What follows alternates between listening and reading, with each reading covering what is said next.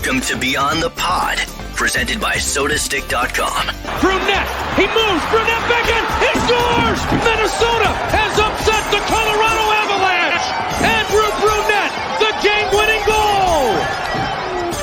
Here are your hosts, the second greatest scorer in Gopher hockey history, Pat Micheletti, and the second greatest hockey analyst on this podcast, Brandon Mileski. Hey, welcome to another episode of Beyond the Pod, brought to you by SodaStick.com. I'm Brandon Mileski, Pat Micheletti with me as always. Hi, Pat. Hello, Brandon. You know, Pat, we play that open all the time, and it just dawned on me, a player who was on the ice when that, well, not on the ice, but on the team when that goal was scored is now our next guest, Darby Hendrickson, assistant coach for the Minnesota Wild. Darby, I didn't mean to bring you back to 2003, but do you still, when you hear that call or when you see that play still, do you still get the feels? Do you still get the emotion running through you? Oh, for sure. I mean, where does time go though, right? I mean, I don't know. Yeah. What year is it? 22. So it's 19 years, but yeah. No, I think as we can all relate, when you're on a team and you have success, there's a feeling in the team, and there's all these moments, but there's these great moments when you win in overtime, you're in the locker room, and no one really says anything. You just look at each other and you got this genuine, just fired up feeling for everyone on the team who pulled on the rope. But those are great memories, and it was a great team, and it's still fun to see former teammates along the way. Yeah, I mean, go back to your high school days at Richfield, right? I mean, Richfield was a power back then. The Steve Kristoff years, then into Tom Ward, and then into you, and some awfully good teams at Richfield when you were growing up. Yeah, my head coach was Mike Thomas. His son Tim was a heck of a player too, and my dad not fun to play against. Yeah, right. But the neatest thing I think was watching the high school hockey team play. You were fortunate because your dad coached. You'd kind of be behind the scenes a little bit, but the band was playing, and honestly, that was your biggest dream or goal, was to play for your high school hockey team. If you went beyond that, that was a bonus. But I just remember being around watching their practices.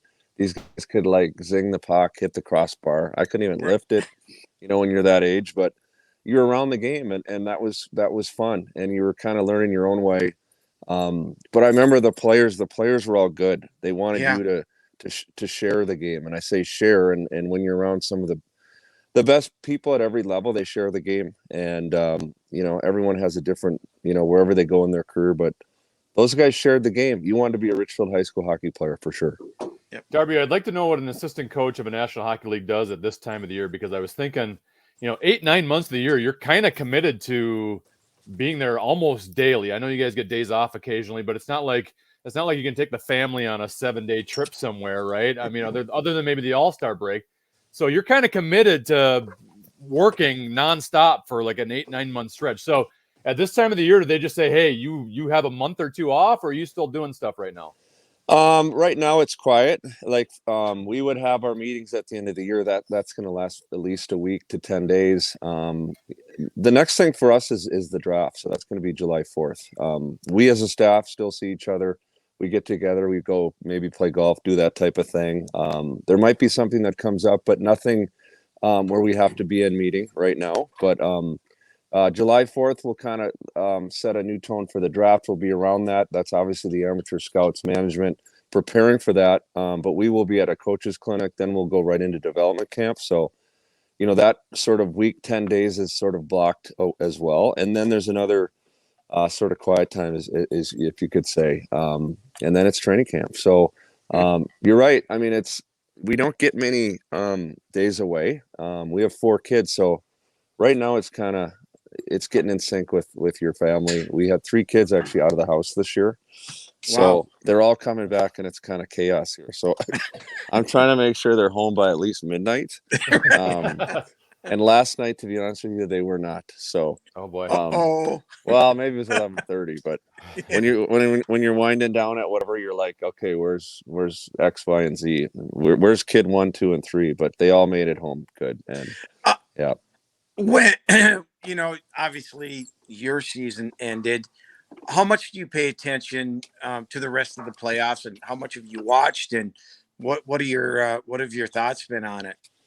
I don't watch every game. I love to have it on in the background just to see how teams are doing, and it could be, I would say it's on at our house every day, but it's interesting. I look at the West first, just because I think when we played Calgary with 2 months to go, you thought they would be a team that'd be right there, and for Edmonton to beat them was a major surprise. And obviously, Draisaitl and McDavid were outstanding, and they had the goaltending that they needed.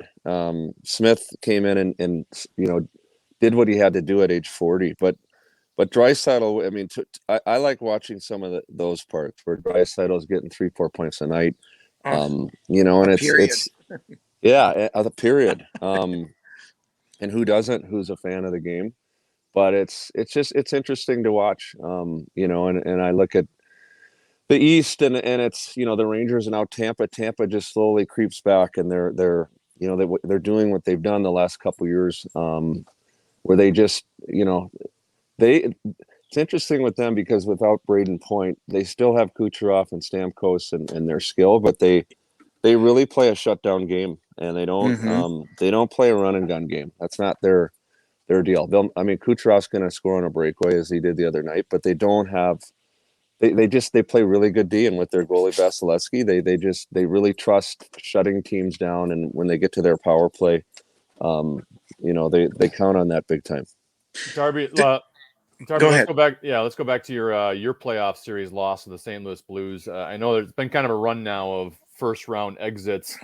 Did this one feel different just because you had the regular season, which was very successful? You got guys breaking records. It seemed like the chemistry was at an all-time high. Was this one more disappointing, I guess, maybe in terms of expectations than past ones?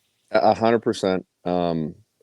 Probably more than any year in different ways. And I mean, there were good teams being around, on the coaching end here for sure. I mean, we ran into Chicago's and St. Louis's, and we had a chance. I just felt this year, because of our team and because of our group and just our depth. I mean, we had really good depth in terms of so many different things, guys having career years. Obviously, we feel really good in our goaltending position with depth there if we have a run, and it ends abruptly, and it's missed opportunities for sure. And no disrespect, St. Louis obviously has a very good team, and it just didn't. I felt several opportunities where we didn't grab it, and we were so accustomed to finding a way to grab it all year. And it's a series, not your regular season. But to me, we lose our last game. We're in St. Louis, and we did not play well. And it wasn't us. And and that's how it goes. But I look at when it was 2-2 in the series, it's 2-2 after the second period at home. That's a decisive kind of moment where you grab it, and now you're up 3-2. And you got to go to their rink, but it was just moments like that where we were used to finding those moments, and they did. We didn't. And you can look at it a lot of different ways, right? Our power play wasn't good, or this or that, or a certain time in the game, or a momentum change. But I'm sure you guys are going through what went wrong, or what could we have done a little bit better. It's really just not one thing that, and at least in my opinion, that was a deciding factor in the series. Totally agree. And I think we looked at different things throughout it of tweaks, on specialties, on lines, on just everything. And I really believe that's a really important part of every playoff series. And you have to find tweaks. You're not changing your philosophy and your systems of your game. You might tweak your systems a little bit here and there. Your forecheck might change, or your neutral zone at times, but that might be game to game, and it's personnel too. And those are definitely things we went over the day after we got home from St. Louis as a staff, and the next day. Mm-hmm. We didn't come home and just go in our backyard for 3 days and feel sorry for ourselves. Dean wanted us to get together right away. We wanted to look at where we didn't make decisions that could have affected us the right way. And those are things that we'll review throughout the summer. Those are things that we'll, bring into next year. And it's a different year, and it's not a playoff series against St. Louis, but it's related to our team and how we have to get better. And I think that's where Dean really is really good. And yeah, it's hard. I mean, it's just, it's still, there's a processing it's a time. really good league. Yeah, it is. And St. Louis is a good team. They're going to lose the next round, but Colorado's pretty good too. So yeah, it's hard. Yep. I have and this is not pertaining to your team. It's really pertaining to every team in the National Hockey League. We can look at the Florida Panthers. I had picked them to get to the Stanley Cup this year. Look at just a phenomenal year. And then they get beat by an awfully good team who's won it 2 times in a row. I guess I'm getting at is the mentality of a player, right? Or knowing how to handle the big stage. How much do you think that is a factor when you leave the regular season and then enter the playoffs? How guys handle it, or how do you see them? Do they act differently, or just because it's still a game, right? It's still on to the next game, but just being able to handle the big moments sometimes. Yeah, and in different markets, you look at Toronto, who's been knocked off in the first round, who has a really good team, and they have Matthews and Marner and all those guys, Tavares. Yeah, the elite guys have I think it's in them. Obviously, they got to have a supporting cast to get to every level. You look at McKinnon now. I mean, Colorado, now they're in the finals, and McKinnon's a heck of a player, as we all know. But it's not like he's been in the finals or this. No, he hasn't been here yet. This is now a group for them that's finding it to this level, and it didn't. They didn't have Makar 4 years ago. Now they've had him the last 3, and they've now put themselves in a very good position to possibly win. It's year. I think it's just different years with different teams. Same with McDavid, Draisaitl. I mean, they have not had runs to the finals every year. It took Tampa so many years, and they've had obviously Stamkos. I think there was some stat on him. I mean, he's in the top 20 or 20 something now of goal scorers all time in the playoffs. And they've had finals, they've had conference finals, but to get to the finals took a lot of years, and now they won back to back, and they got a chance. Well, with the Rangers, we'll see, but it's interesting because it's got to be, the group's got to be right, and then you got to have your big dogs going. You got to have your elite delivering. You mentioned the power play and just those things, and there are times where it's going to not go well. You're gonna, it's just. And then a tweak happens, and all of a sudden you get it going again. But that has to be in place. I think at the end of the day, it's an interesting stat. The power play percentage of teams doesn't always win you the Stanley Cup. Whoever has the highest percentage in the playoffs, it doesn't win, nor penalty kill. But you need it at the right times. So the right time. It's got to be up there, and obviously you got to have the goaltending part dialed in. But it's got to be at key times. You got to execute, and you might not be number one at the end of the. Like if Colorado wins the Stanley Cup, they might not be number one in power play percentage, but they're probably going to be right up there. But they scored at key times. Same with Tampa. If you look at the last couple of years, they execute when they get that chance, and it changes the game. It changes momentum. It's not everything, as you said. There's a lot of parts that play in, but you got to have it going, and your big boys got to get it done when they get that chance. Well, let's talk about your big boy, Kirill Kaprizov. He had a great rookie season last year. He took another step up this year, all-time, wild record in terms of single season and points.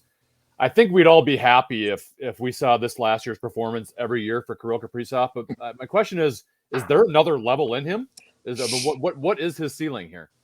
There can be. I would say yes. I would also say to Pat's point about how do top end guys handle situations. Look at Kirill his first year. He comes in Vegas. I mean, he had 1 goal. They're all over him. They're playing him hard. Like he had a tough go last year. We go to Game 7 with Vegas, and it wasn't an easy series. And they played him hard. This year he comes in, St. Louis is going to play him hard too, and it doesn't matter. He Mm-hmm. learned from a year before. He just has he does have another gear. I don't think I think he's totally immune to pressure. I think he just plays, and he's just driven to play. He studies the game. After practice, he just loves to play keep away and shoot, and as you know, and it's so neat to see, because I think in our game, guys get bogged down, or they feel that they've got to do this, they got to do that, they have demands here, and they kind of lose the fun of the game. He has not lost that, and I know it's a couple years in, but you can tell he just likes the game. The game's fun still, and he wants to be good. And I think it's just hard to find that in the game, because they're that level where he just, he can make a pass, he can bury a puck, but I don't think it matters where you put him. Obviously when he's with certain players, there's chemistry, but he's got an ability to raise the game, as we've all seen. And I think there's something to those type of players where, as a fan, you might see something you don't see every day when you come watch a game with him on the ice, and it's pretty special. How about Matt Boldy? What were your impressions of him in his first year, and what's going to be the challenge for him going from year 1 to year 2? I'm a big fan of Matt Boldy. Just number one, as a person, I love his demeanor. He's just how he wants to get better. I thought he had a real good impression on us coming in. The playoffs for him were another gear. I think that was a learning experience for him. Mm-hmm. But what I like about him is he sees the game. He can definitely shoot when he's in the right spot, but I think that's something he's got to do more. He likes to distribute and not always take what's there, but he sees it, which you love about him. He sees the game, and he's going to get better and better. His low game is really good. There's still another level of him strength-wise with his skating, just to continue to improve. But he's going to be a really good hockey player. There's a high bar for him, and he's going to be a big part of Minnesota Wild for a lot of years to come. Jordan Greenway, at times he can be just a beast, unstoppable. Mm-hmm. I think the expectations of people thinking that, this guy is a 25 to 30 goal scorer. I think those are a little high. Okay. In my opinion. That being said, I think his consistency improved a lot during the year, but is there more there, with a kid like that? Is he still growing? Is he still maturing? It seems like this year at times he really took another step in that phase. I agree. The consistency part would be what you said would be his key. And in terms of goals and assists, I don't think Jordan's ever had huge numbers scoring. Can he score? No. Yeah. But I think when he's consistent in his game, and I'm saying he's engaged physically, he's engaged when he's with his line and that group with Foligno and Eck, when he is engaged physically, he is hard to contain. I mean, and as a defenseman, the puck goes in your corner. You've got a big, strong person coming in to get the puck. It's a battle. And when he goes to the net hard, he's hard to contain. Those type of things where he competes like that, he will have production. Whatever that number is, I don't know. But I know when that line is going, he's a huge part of it. But it's a consistent factor. And that's something probably from day one that when he's came in with the Wild, he's learned how to be consistent. And he's learning how to be consistent. But if he can be engaged in over 82 games a year, you know what? There's ebbs and flows. You get banged up, all these type of things. But he's definitely taken another step to be consistent. And we need that because he's a huge physical, big-bodied person on our team who can score too when he's in those areas. So there's another level to continue, but it's more on the consistent part for sure. Okay, let's stay on that for a second. Not just with him per se, but is it, with any player, with any young player, is it more of just maturing or how do you become that consistent player, night in and night out for any young kid? Routine, your habits, your recovery, your preparation, like all these things that guys who played a long time. When you're younger, you come in and you watch guys who have been veteran pros. How do they go about their day? How do they work on their game after practice? How do they, I bring up video or things like that, or whatever your preparation is. How do they train? How are they in the weight room? How long? And I joke about this, but there is a time to go have a beer with your teammates, but you're smart on that one. All of the things that you kind of put together to be a good pro and be consistent. So when you show up and put your gear on, you're ready to go. And you're going to have some days that aren't as good as others, but you're still in a level of how you prepare and everything you do that creates an opportunity for you to have your best game to help your team. And I would say this, you could be on a different line or a different situation. To me, it doesn't matter. It's how you prepare and take care of what you have to do to be ready. And some guys, when they're young, can't figure that out. They're mentally all over the map. They go home. It's hard for them to let go of the game, and that's normal. But you learn how to be. It's actually mentally tough is letting go of the game after the game, and you figure out routines that are healthy, good ones that are. You can park it and come back and go to work, and you're driven to keep climbing and being better. And it's a whole combo of things that guys who played a long, long time do. It could be cold tubs. It could be all their stretching. It could be their, just everything. Their weight workout, just their time where they might take an optional skate in the morning just so they're rested and they're dialed in to play when the puck's dropped. Darby, final question for you. I wanted to talk about the Henderson Foundation, which was started by your father, and I know your brother has a huge role moving forward. It's one of my favorite charities. Supports sled hockey, special hockey, blind hockey, and Minnesota Warriors hockey. What does the Henderson Foundation mean to you, and what's going on next for you guys? Thank you, and Brandon, and thanks for being there. There was a left defenseman out there in our game with a cage on, and it was Mileski. It'd be fun if Pat came next year. It's an amazing thing. My dad started a foundation. I think it's almost been 12 years. This festival was really my brother's doing. There's 1,200 athletes, as you mentioned, the different sectors. It's all paid for based on some of the things we do for fundraisers, but just amazing to sort of be a fly on the wall and go in and watch all these games that were at Blaine and the families and how just in a moment with all their kids, and then the military part with the Warriors, the pride they have, and for them to be in a locker room environment, and people have been to Iraq and been in places we wouldn't even understand, but they can have a social and be together and compete on a different thing, and that's hockey. I don't know. It just touching in so many ways with kids and families who said thanks, and we're small part of. We're there. Our name's on it. It has nothing to do of us. It's just the families that have been through the things they've been through is beyond comprehension, and it was just a lot of fun. So many good people that helped make it happen, and was fortunate to be with it and just see great moments and smiles from so many different people. Darby, your family is awesome. Our Yep. hockey community is very lucky and very fortunate to have you in it. We really appreciate it. Enjoy your off season, and we'll catch up with you later. Thanks guys for having me on. Yep. Thanks, Darb. Right, Take care.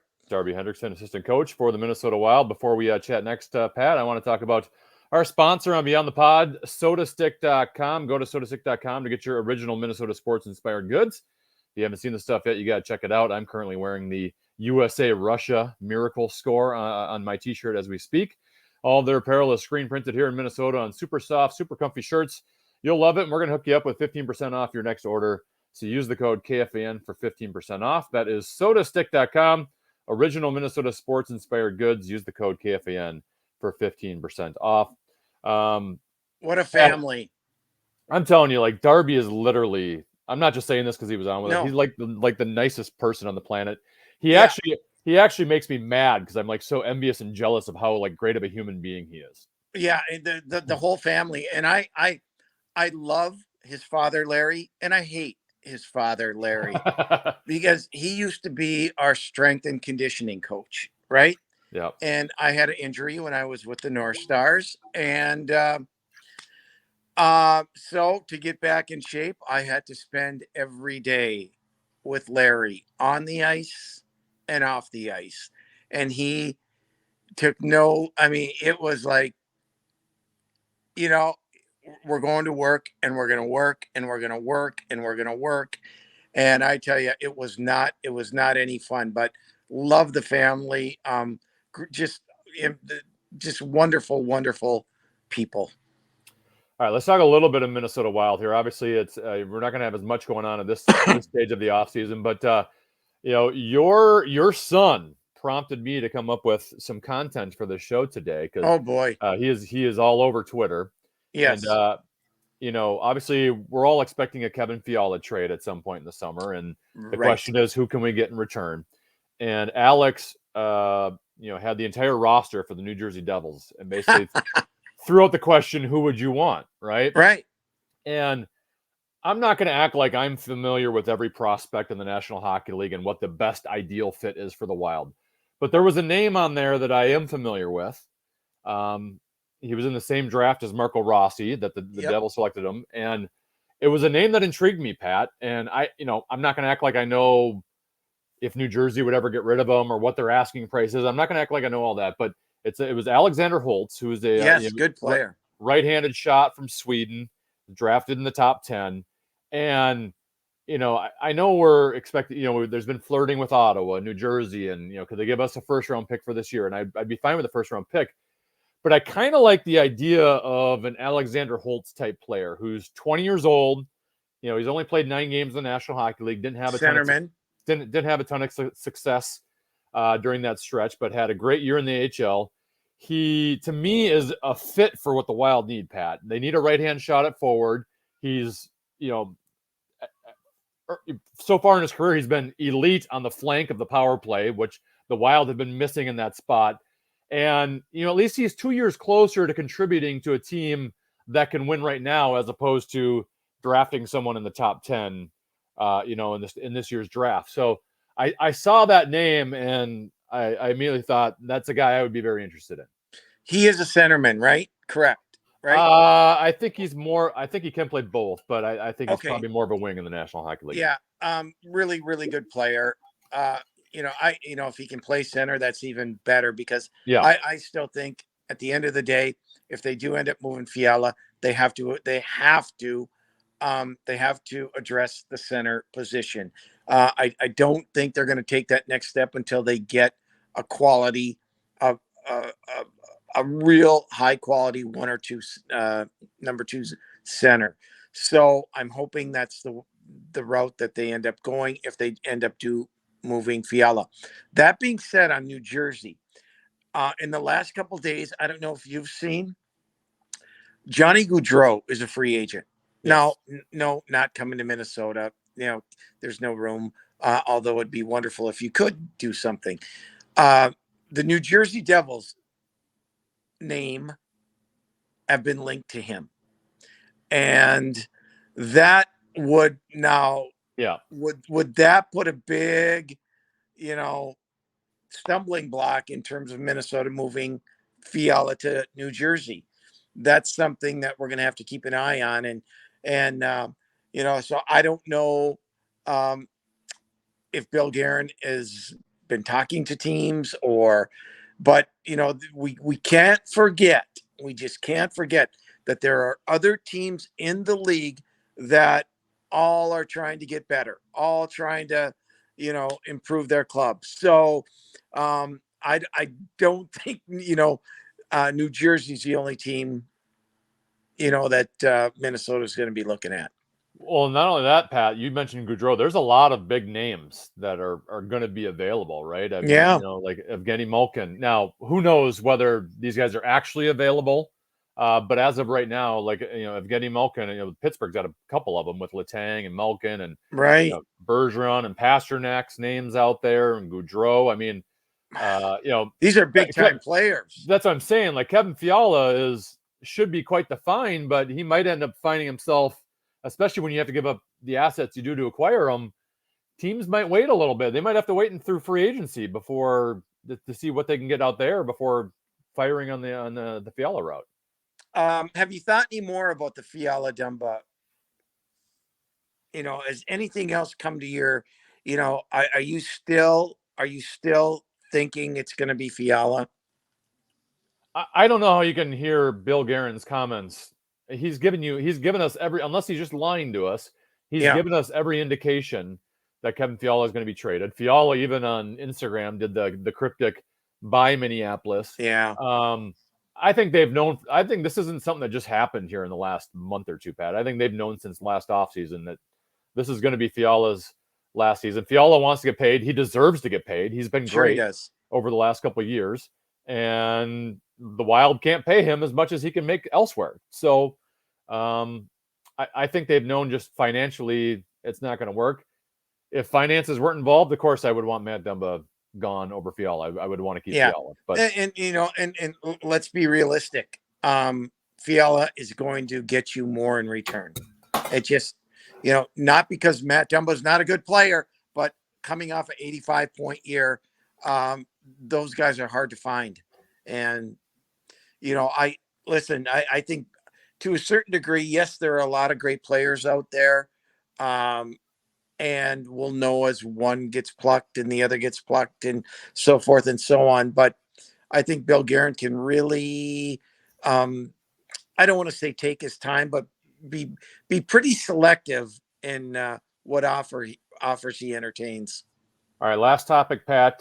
Your guy up in Duluth, Scott Sandlin, signs a 2-year extension. No surprise that they would want to keep him around. It's been a heck of a run for Sandlin up there in Duluth. Yeah, he's really smart in the way that he understands the players that he gets, and he has that ability to get them to conform to his style and stick with it. And he's had a really, really good run there. And I know he's had some feelers in the NHL a couple of years back. I don't know if he's had a change of heart on that. But good for him, and it's well deserved. All right, Pat. We used to do stick taps all the time, and that was during the season. I think it's going to be harder as the off season moves around, but I still at least have a stick tap today. Maybe you do as well. I'm going to give my stick tap to PK Subban of the New Jersey Devils. He won the King Clancy Trophy, presented to the player or players who best exemplify leadership qualities on and off the ice and have made a noteworthy humanitarian contribution in their community. So I will give a stick tap to PK Subban. Well, I have a couple of them, if you don't mind. Of course. One is, the name escapes me, but the St. Cloud State University was hockey men's program and women's program was gifted $1.8 million. Wow. To keep the programs, alive and get a new, upgrade the program a little bit. So I apologize for not remembering the person's name or the family's name or the foundation that did that, but stick tap to them. And then my second one is to Leon Draisaitl and Connor McDavid, not only for their play, Brandon, but there's a little boy that we've seen on Twitter that they've welcomed in to the locker room. I can't imagine the joy that person that he's suffering from cancer, with cancer, and those guys, just the heart that they show that they are human, and bringing this little boy into their locker room, making him feel special. That to me is better than the way that they played on the ice. So to not only to Draisaitl and McDavid, but to the whole Edmonton Oilers organization. Very worthy, Pat. I like it. We'll talk to you next week, Pat. Take care. Thank you, Brandon. All right, he's Pat Micheletti. I'm Brandon Mileski. This has been another episode of Beyond the Pod. As always, brought to you by SodaStick.com. You can watch Beyond the Pod on the KFN YouTube channel. Make sure you subscribe. Or, of course, you can listen to it on the iHeartRadio app or wherever you get your podcasts. We'll talk to you next week on Beyond the Pod. Bye.